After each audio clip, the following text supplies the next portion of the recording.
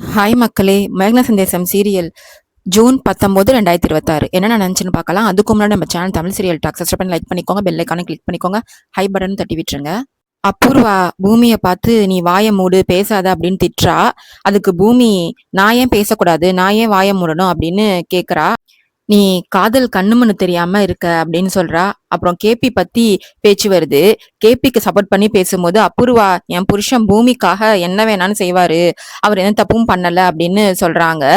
அதுக்கு கேபி சொல்றாரு, அப்போ நீ கொலைய சப்போர்ட் பண்றியா அப்படின்னு கேக்குறாரு. அதுக்கு அபூர்வா நான் கொலைய சப்போர்ட் பண்ணல, ஆனா என் புருஷன் தப்பு பண்ணலன்னு சொல்றாங்க. பூமி நடுவுல பேச வரா. அதுக்கு சொல்றா அபூர்வா, நீ காதல்ல கண்ணு முன்னு தெரியாம இருக்காதனால நீ இப்படி பேசுறது ஒன்றும் புதுசு இல்ல அப்படின்னு அபூர்வா பூமிய அடக்கி பேசுறா. ஆனா பூமி என் மாமா அப்படிப்பட்டவர் இல்லைன்னு சொல்றா. கோவமா அபூர்வா செத்து போன எல்லாரும் நல்லவங்க கிடையாது அப்படின்னு சத்தமா சொல்றா. அபூர்வா சொல்றத கேட்டு என் மகனை தப்பா பேசுறியா அப்படின்னு செம்ம கடுப்பாகிறாரு கேபி. துப்பாக்கி எடுத்து சாச்சா நெத்தியில வச்சு உண்மையை சொல்லு, இல்லைன்னா சுட்டு கொன்றுவேன் அப்படின்னு மிரட்டுறாரு.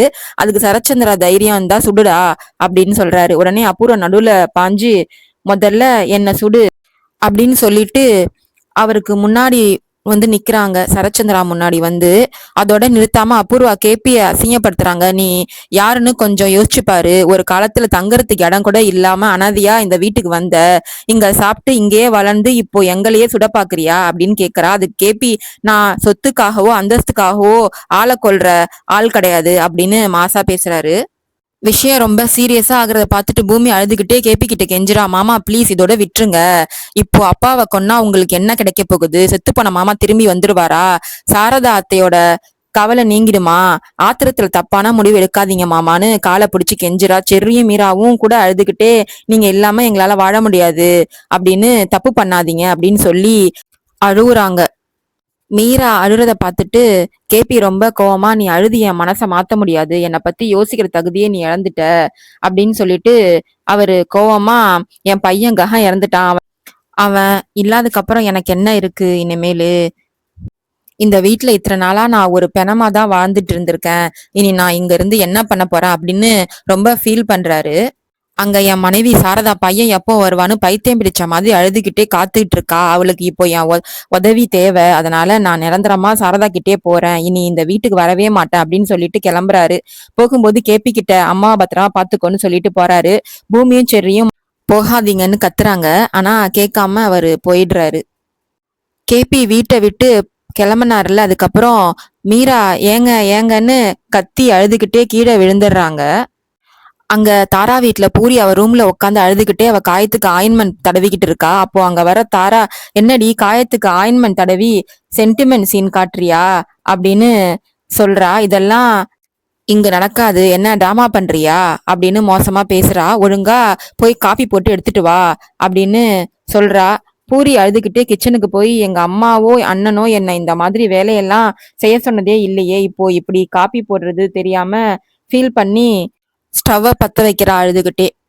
அடுத்தது சரச்சந்திரா வீட்டுல அபூர்வா சரச்சந்திரா முன்னாடி வந்து நின்று பெரிய டிராமா போடுறா. மாமா நான் சோபா அக்காவை கொல்லல மாமா, அவங்க மேல உங்களுக்கு எவ்வளவு உயிர் இருக்கு, அதே மாதிரி எனக்கும் அவங்க மேல உயிரே இருக்கு, என்ன அவங்க சொந்த தங்கச்சி மாதிரி தான் பாத்துட்டாங்க, அப்படி இருக்க நான் ஏன் அவங்கள கொல்ல போறேன், என்ன நம்புங்க அப்படின்னு சொல்லி அழுது ஆர்ப்பாட்டம் பண்றா.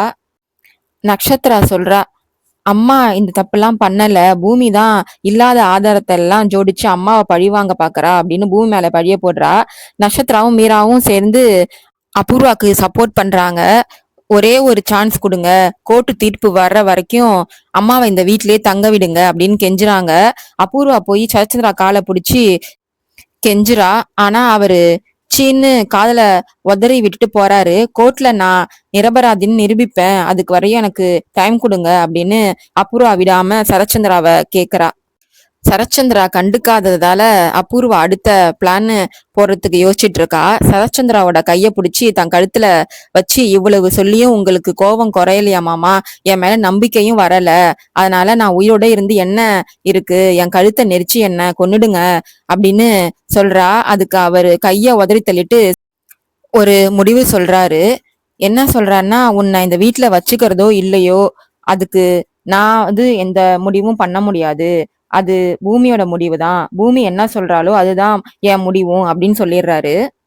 பூமி அங்க வரா.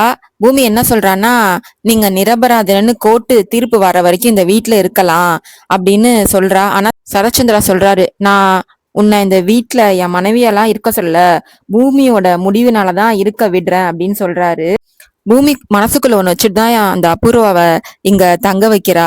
ஏன்னா இவ இங்க இருந்தாதான் இவ என்ன தப்பு பண்றா அப்படின்னு கண்காணிக்க முடியும். அதனாலதான் அவ அபூர்வா வீட்லயே இருக்கிறதுக்கு சம்மதிச்சிருக்கா பூமி.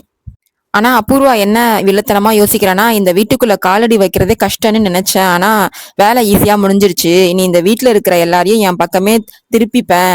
இந்த ராஜ்யம் இனி என்னோடதுதான் அப்படின்னு வில்லத்தனம் பண்ணி திரும்பியும் பிளான் போடுறா. அங்க தாரா வீட்ல பூரி காப்பி போட வராத தாரா பார்த்துட்டு, உனக்கு காப்பி கூட போட தெரியாதா, ஒழுங்கா காப்பி போட்டு எடுத்துட்டு வா அப்படின்னு மிரட்டுறா. பூரி அழுதுகிட்டே ஸ்டவ்வை பத்த வைக்க முடியாம கஷ்டப்படுறா. அப்போ அங்க வர வேலைக்காரி லட்சுமி பூரி மேல பரிதாபப்பட்டு, உனக்கு இந்த நிலைமை வரணும்னு நான் நினைக்கவே இல்லம்மா, ககன் தம்பி செத்து போனதுனால எனக்கும் கவலையாதான் இருக்கு அப்படின்னு சொல்லி, உங்க அம்மாவுக்கு ஃபோன் பண்ணி பேசு அப்படின்னு சொல்லி ஃபோன் கொடுக்குறா. காப்பியை நான் பாத்துக்கிறேன்னு ஹெல்ப் பண்றா. பூரி போனை வாங்கி பேச போகும்போது பின்னாடி இருந்து வந்த தாரா பூரி கணத்தை பலார்னு ஒரு அற விடுறா. போன் கீழே விழுந்து உடஞ்சிருது. என்னடி 2 பேரும் சேர்ந்து இங்க என்ன திருத்தனமா போன் பண்றீங்களா? காப்பி போட தெரியாதுனாலும் பரவாயில்ல, நீ காப்பி போட்டு எடுத்து வரணும் அப்படின்னு சொல்லி மாட்டிட்டு போறா. பூரு ஒரு வழியா காப்பி போட்டு ஹாலுக்கு எடுத்துட்டு வரா. அங்க தாராவோட சேர்ந்து துருவும் உட்கார்ந்துட்டு இருக்கான். துரு காப்பியை குடிச்சிட்டு, உங்க அம்மா உனக்கு காப்பி போட கூட கத்து கொடுக்கலையா? இது காப்பியா இல்ல உன் மூஞ்சி மாதிரியே கேவலமா இருக்கு அப்படின்னு சொல்லி காப்பியை தட்டி விடுறான். தாரா இன்னும் ஒரு படி மேல போய், அந்த வீட்டுல மகாராணி மாதிரி வாழ்நான்னு பாக்குறியா அப்படின்னு சொல்லி இந்த சூடான காப்பி அப்படியே பூரியோட மூஞ்சிலே ஊத்தி அடிச்சிடுறா. பூரி அழுதுகிட்டே கீழே விழுந்து கதறுறா. சாரதா வீட்டுல சாரதா ககனோட போட்டோ வச்சு பார்த்து அழுதுட்டு இருக்காங்க. அப்போ கேபி அங்க வராரு. கேபி அங்க சொல்றாரு, சாரதா நான் உனக்காக அந்த வீட்டை நிரந்தரமா விட்டுட்டு வந்துட்டேன், இனி நான் உனக்கு துணையா இங்கதான் இருக்க போறேன் அப்படின்னு சொல்றாரு.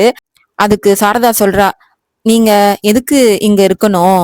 என் பையன் ககன் சாகல, அவன் கண்டிப்பா உயிரோட வருவான். அவன் இல்லாத தைரியத்துல தானே நீங்க என்னை இங்க வற்புறுத்துறீங்க அப்படின்னு. ககன் இருந்தா நீங்க இப்படிலாம் பண்ணுவீங்களா?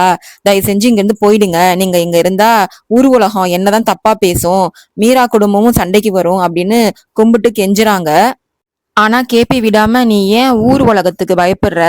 கஹன் இனி வரமாட்டான், அதுதான் உண்மை, நான் இங்கதான் இருப்பேன் அப்படின்னு அடம் பிடிக்கிறாரு. சாரதா அழுதுகிட்டே, கஹன் கண்டிப்பா வருவான், என்னை விட்டு போயிருங்க அப்படின்னு கதறாங்க.